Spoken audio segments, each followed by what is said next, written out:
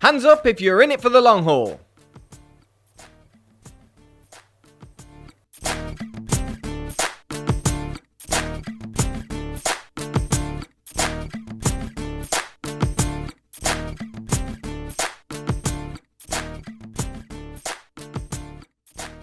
Welcome back everyone, my name's Paul. This week has been a bit of a different week, I suppose. Everything looked like it was going perfectly well. There was actually little news going on, and out of the blue the tech stocks decided to give us a little nudge just to show us who's really in charge. It's also led to a couple of new theories as to why the stock market is so overly inflated at the moment. I will have to mention Softbank's call options, even though it might not be as simple as what it seems. But the great news is that today, as in the time of recording, Trading212 has released its new web version of the app. I'm going to have a look at it. It looks pretty good. I'm going to have to take a look at that towards the end. So if you're here just for that, just skip to the end. But first, let's talk about what happened to the market last week. Because the truth is that little dip this week, and it is a little dip in comparison to how massive the stock market has got recently, that dip is all caused by people selling. This week, the Nasdaq had a little scare just to remind us that things might not always be awesome. All of the big tech stocks shaved a bit off the top. Apple actually went back under 2 trillion at one point, but the biggest loss was the 21% that was lost by Tesla. That 21% loss brought it back in line with levels it saw only a month ago. So it really wasn't that bad, and the next day was pretty much back to normal. As I'm recording this right now, I don't know what's actually going to happen on Thursday and Friday. There are two theories. It's going to go back up, or this is what's called a dead cat bounce. A dead cat bounce is famously where a stock will fall quite a lot, have a massive retraction upwards, but it won't hold, and then bush, it goes straight back down. I still have no idea why it's called a dead cat bounce. I'm just guessing some broker in the 80s was watching cats fall downstairs or something. But I got to admit, as I was watching the Tesla fall, I was thinking, Jesus, is it going to become cheap again? As usual, I need to make a quick Tesla disclaimer here. I am really into Tesla as a company. I am totally behind the idea that they're more than a car company and that they will totally change the world. I too would crawl over broken glass to have a sip of Elon's semen. I am 100% into Tesla as a company. But what I'm not 100% into is Tesla shareholders. It's still unclear right now if the Tesla share price is genuinely what people want to pay for it, or if it's just being driven up there by mindless lemmings with itchy fingers and the stock's due a reckoning. What I really don't like is that there's a tale being told by lots of influential investors that aren't actually buying the stock at the moment. These pricks hype Tesla every single week with $4 trillion valuations, S&P 500 inclusions, and battery day. And there's nothing to say that these things aren't significant to Tesla. But the people telling us these things are not buying Tesla right now. I'm just holding the stock. I have no plans to buy any more shares, no plans to sell any more shares. I think Tesla's kind of a no touch. I think it's one of those stocks, if you're already in it, great. I think if you're trying to get in it, I think it's dangerous. In fact, ARK Invest has been selling Tesla stock over the past 3 months. They say it's because they don't want to weight Tesla higher than 10% of their portfolio. That would be stupid. But we all know that that excuse is just completely convenient because they know the price is overvalued right now. We naturally just take profits because we know we're going to get another opportunity associated with controversy to buy the stock lower. They know that the price will eventually come back down, and that's a good place to buy. So they're all talking about cost averaging, but none of them are actually doing it. They're all waiting for a dip. These big Tesla hypers like ARK Invest brought in very early. So a big market crash won't affect them at all. It will just give them a great buying opportunity. What I do feel bad for is those momentum investors that have been brought in right now by the hype. We've had a little taste of what it could be this week, and maybe Tesla will go up forever. Quite possibly. But for me, the risk is too high. And believe me, I won't regret that, even if Tesla doubles next week. The famous quote is the Warren Buffett one, that you wouldn't ask your barber if you needed a haircut. If you went to Cathie Wood and asked, should I buy Tesla? She would say yes, even though she's not doing it herself. They've only just started buying tech stocks again, now there's a dip. And you are probably one of those tech investors that's in it for the long term. And I hope you are, because you're going to need to stay in for a very long time. But what I feel sorry for is those new momentum investors who they've watched a couple of YouTube videos and they've seen the price go up and they've got in right at the top. They don't realize that stocks could go down. And it's companies like ARK Invest who are going to profit off your loss. I really hope that investors that bought tech stocks last week do get the message that they might have to hold on to that stock for 30 years. Otherwise, they have the potential of suffering a huge loss. But I really do hope that for everyone's sake, tech stocks just keep going. That way, no one loses money and we're all happy all of the time. One company that's not happy is Softbank. It came out this week that Softbank could potentially be the whale that triggered this massive rally. Whales in the stock market are defined as any person or company who can influence the market by making a buy or sell, or even telling you they're going to buy and sell. So anyone like Buffett, Bill Ackman, even Elon Musk, they can all be considered as whales.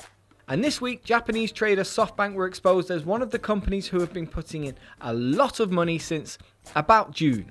It came out that since June, they spent $4 billion in call options. Now, $4 billion going into the US stock market doesn't sound like a lot, and it isn't. But the theory is that these call options are multiplied and have that effect on the market. I've seen a lot of people explain this, and it seems very complicated, but I'll put it into the context that I understand. So the way I see call options is like putting a deposit on a hotel room.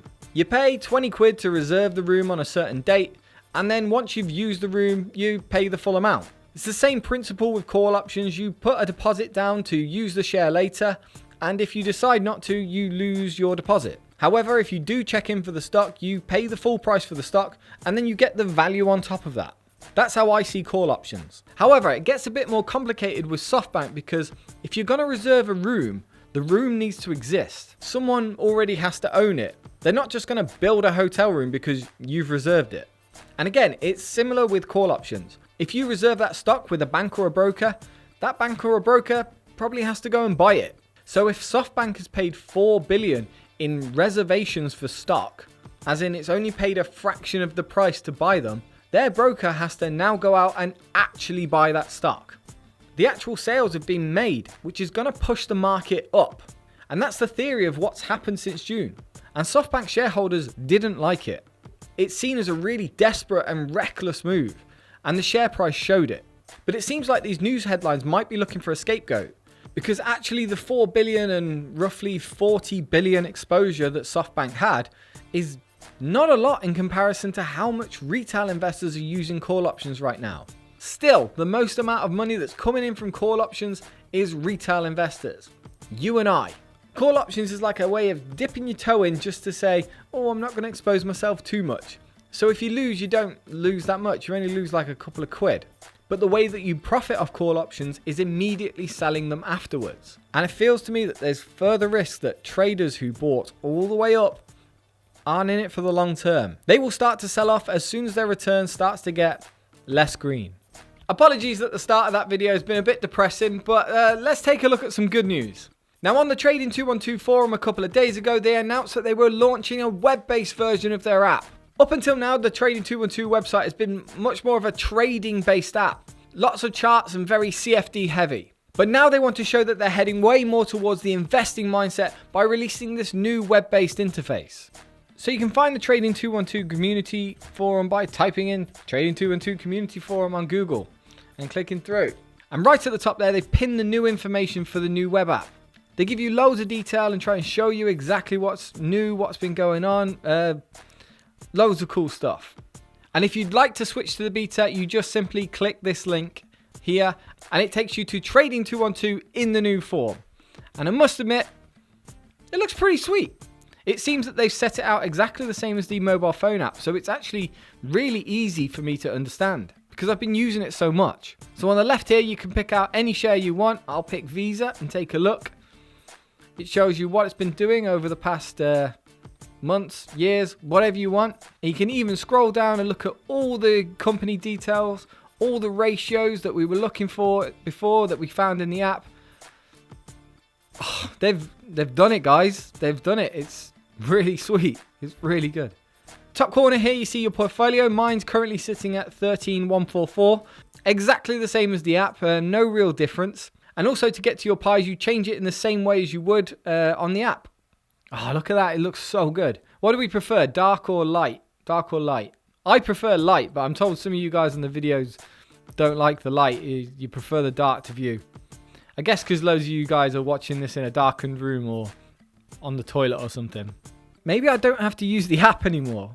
Maybe this is a better way to stop me from looking at my portfolio all the time. Maybe just come on the web UI and never look at the app again. I'm never going to do that. So this week has been a bit of a weird week for me because while everyone else's portfolios were going down, mine went up, and it shouldn't do that. I haven't actually put that much money into it just yet this month. Just waiting for a few bills to go out first. But this month's deposit is ready to go in. The interesting thing that happened this week is the dollar value increased or the GBP decreased. That's led to quite a boost in all of my stocks. And the only stocks that really went down were my digital stocks, my tech stocks. I'm happy to sit around and wait. I'm actually totally surprised how little I give a shit in the minute. If you'd asked me 6 months ago whether I'd be happy risking 13 grand to a stock market crash, I'd have told you, yeah, I'll wait. But if I'm honest, I'm pretty chilled about it. I'm happy to let this thing ride for as long as it takes. The other thing that was very notable is that my income pie took over my S&P 500 pie. It just goes to show how weighted towards tech stocks the S&P 500 is. Everything started to even itself out this week. I'm not saying that that's going to continue to happen. It's not even supposed to happen. My portfolio is designed around dividend investing as a nice filter to high quality companies. The idea of this portfolio is that the growth will mainly come from the dividends, and that green number that you see there is pretty much useless. But a strong benefit of this portfolio is it doesn't go down as much when everyone starts getting a little bit weak. Dividends have already started coming in this month. We've had Tritax, Visa and Johnson & Johnson. I'm expecting this month to be much better for dividends, maybe even doubling my dividend income. Because this is the first month since I started where the majority of my money will be crossing ex-dividend dates. So we might see quite a good month here. The history tab on the web app looks actually better than the phone app, which is quite good. You see every single dividend that you've got in this month, and you can kind of break it down on the right here. You can also see what I've been ordering this month. So this month so far, I've bought a little bit of Tritax. I'm buying some more AT&T. I've bought some Walt Disney, some Digital Realty. More AT&T, more Walt Disney, a little bit of S&P 500, and I bought 4 Shell, which I didn't think I'd do. Happy to keep buying it. I thought I was holding, but I had a bit of spare cash, so I put a bit more in.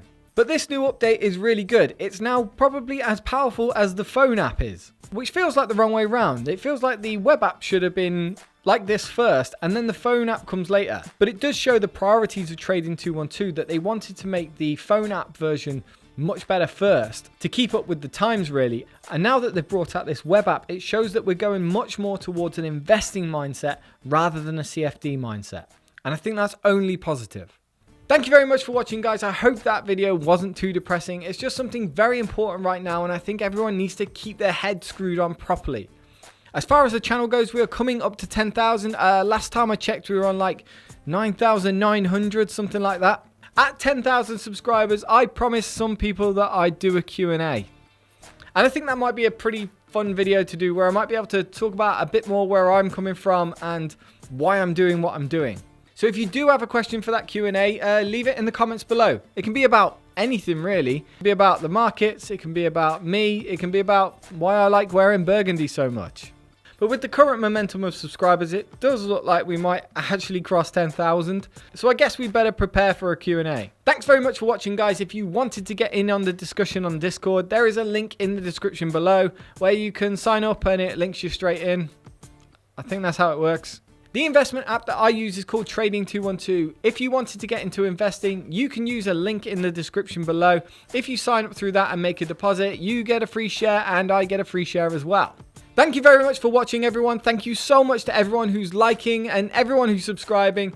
And if you enjoyed this video, continue to cost fucking average and keep those hands strong.